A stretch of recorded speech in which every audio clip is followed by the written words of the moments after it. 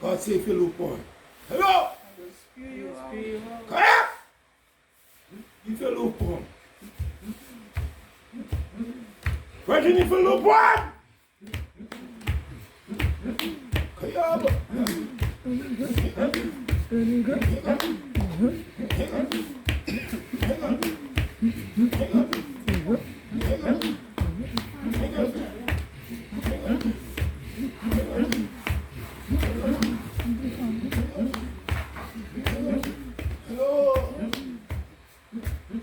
God say go spew out of his mouth. Virgin, I ain't hard and cover. Come here. Our ministers this morning we called Rev Patrick want to be hard. Hard because God hard. Because of the breaking ranks. You see, God didn't choose Israel.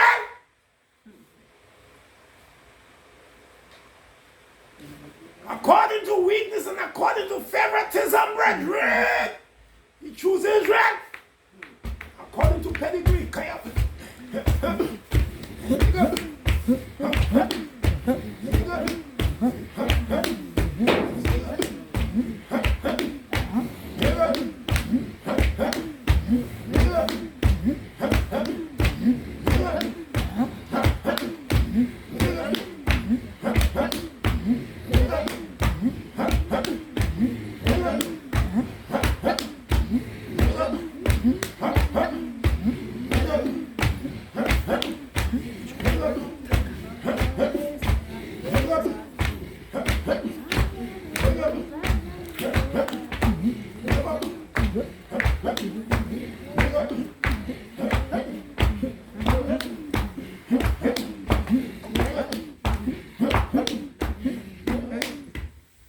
to tell the woman of the faith, stand your ground.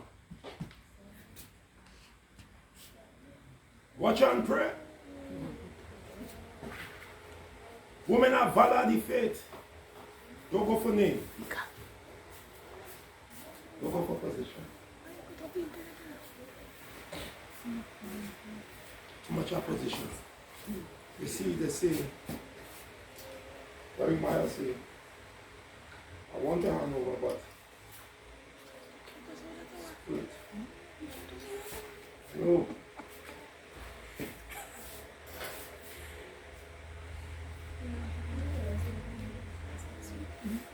It says here, just want to read something here before letting get through slow. Verse 10 said, the adversary has spread out his hands upon her pleasant places. Oh God, they're asking for the church, brethren. Upon God's pleasant places. Amen. The enemy has spread out their hands upon the pleasant things. For she has seen that the heathen enter into the sanctuary. The Lord saying today, brethren, we have to accept them. The Lord saying, we have to marry them. I didn't understand when Rev Patrick said he ain't getting into that years ago. Didn't know what God tell Rev Patrick. Have a time to talk and have a time to shut up and wait upon God. This is your time to do. He said they have the heathen has entered where? Where's that sanctuary? You also gone, man. Where is that sanctuary, brethren? You. A place of safety. A place where it have everything. A place where, you know, When I put up my Mona room on the TV, everybody started to talk about the secret place. And I the sanctuary of God. But who inside the sanctuary of God today?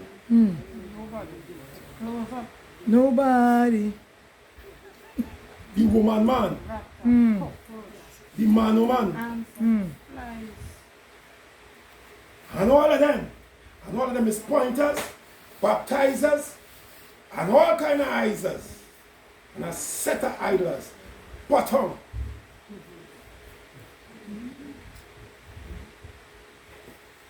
Bringing the garbage into my yard after I done clean down my place. You see, I have a sanctuary and I clean my place, and I'll only bringing all kind of old pampers and chicken back and bag with old foul guts.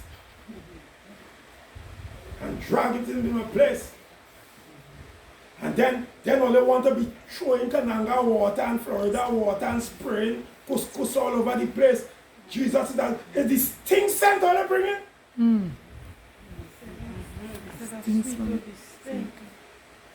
Go into Isaiah and read. He said, you have caused the heathen. You see, they're coming looking like Christian, they're coming looking like children of God, but they are heathen to enter. You see, Jeremiah was a prophet, you remember? You remember Jeremiah, when God chose Jeremiah, come on, brethren. And Jeremiah watched Israel. And Jeremiah studied the weight of Israel. God, Jeremiah said, God, I can't do nothing for them people. You know. Them people are hard. He said, Jeremiah, go and preach unto them. He said, Jeremiah, go make your face as hard as flint. He said, but you have to face them up. He said they should. Into the sanctuary. Who thou commandest that they should not? God gave a command that these people should not be allowed in. And we allow them in. They have entered. Entered into where? Into the congregation. They give you Jeremiah 51, 31. Believe that was it. 51. And Nehemiah 13:1. And Jeremiah is a writer after Nehemiah. And 11 say, and all her people sigh, they seek bread. They have given their pleasant things for me to relieve the soul. They have given up the pleasant things and looking for something to relieve the soul. And they're looking for things to relieve the soul now. Everybody going to die. And people dropping down like fly. And you only get numbers. A casualty. If you don't take it, you're in the number casualty. If you take it, you're still in number casualty, but you're not numbered. If you take it and you have the tag that says take it, when you're dead, if you're dead from it, from the vaccine, they take off the tag of admittance. And they give you the tag of non-admittance. They lie about you. Vaccine, you're still dead. Jesus knows about all my trouble. Jesus knows everything. And let me tell you something. Whether the government write it right, write your debt right, or they write it wrong, God have it right. God have it right. So, brethren, you know, only want to feel this power. And I take.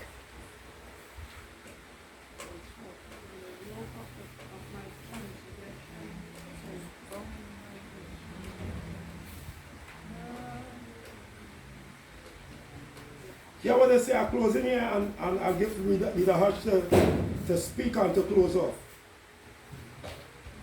The Lord has trodden underfoot all my mighty men in the midst of me, Come on. God, you know that vexed with me this morning?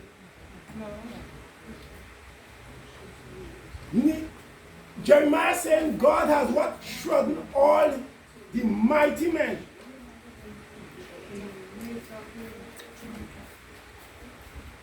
In the midst of me, he has called an assembly against me to crush my young men.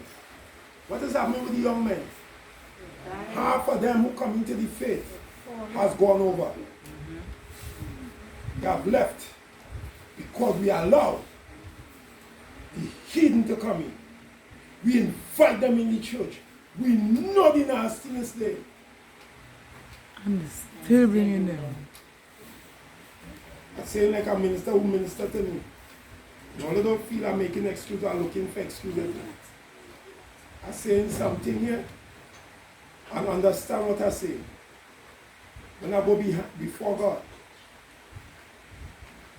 like Solomon, and I ain't doing it. So don't lay them in charge. Making an open statement with our understanding.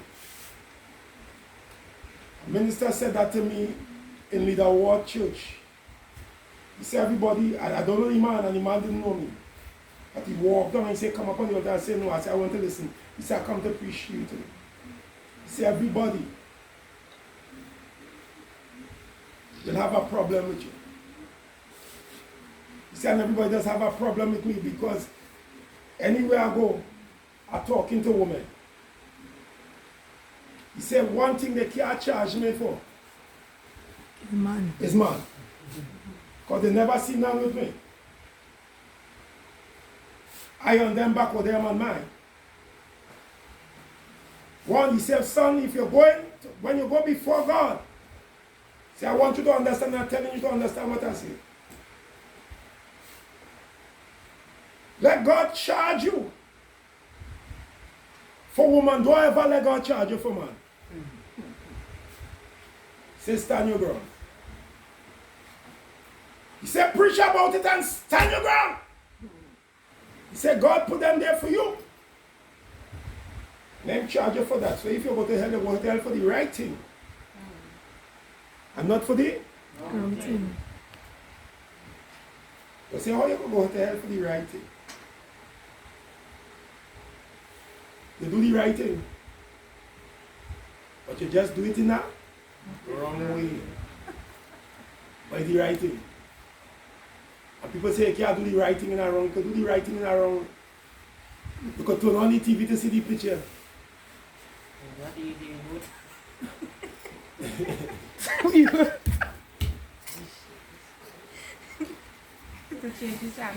But instead of putting on the switch, you keep on unplugging it. Unplugging it back in. Unplugging it. Plug it back in. It's not that you wasn't using the TV. It's not that you wasn't turning on the TV. You were just turning it. You had the remote. You have another on the TV, but you're plugging it in and out. You didn't understand what you had to do. So you're doing the right thing, but in the Wrong way. You was turning the TV on and off. By the wrong way to turn the TV on and off. But it's the right way because the TV needs the current to go on. And all run off. They have the control for that. But you have a control and you have a knob, so you stick the knob.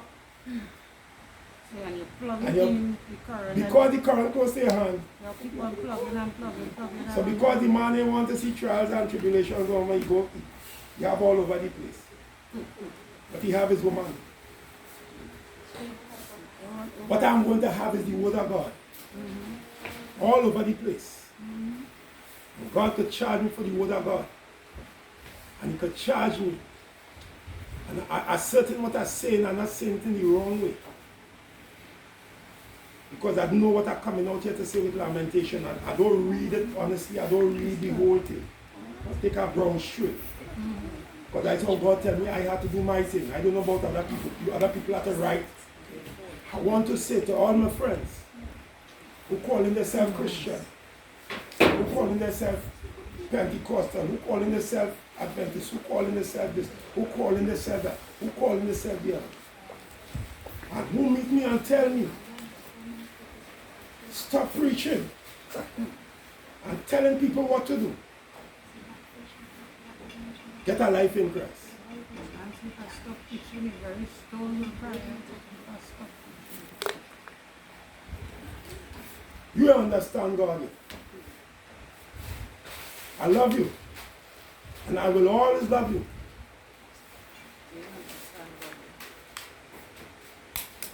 I will love you like Whitney Houston. And I will always love you.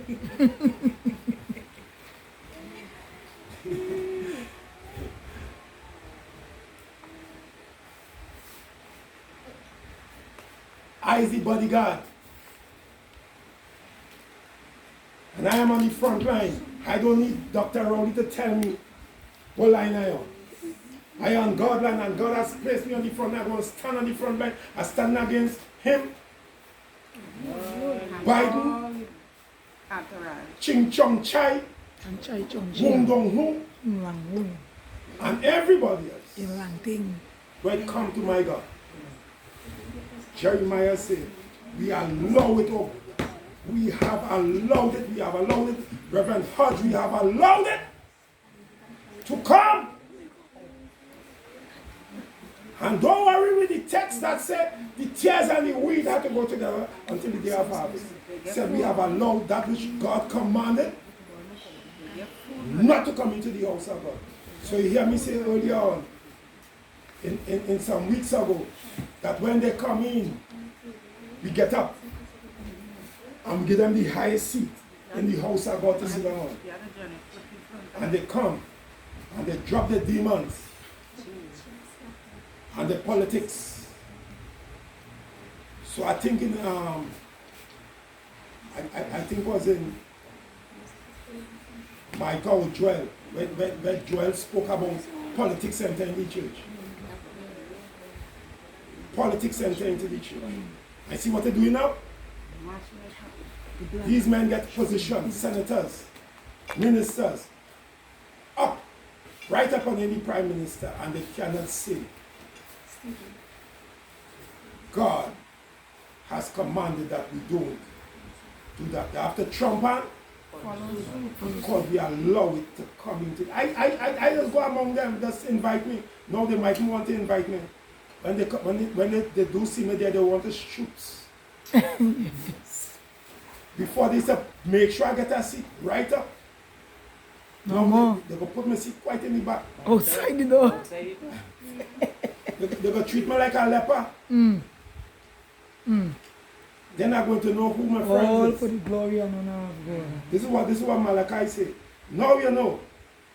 Now you're seeing who is your friend because none to comfort you. That's right. So Leader Hodge, I put in the ball in your court to say your piece She stands and to alone. close. In no other name but in Jesus Almighty.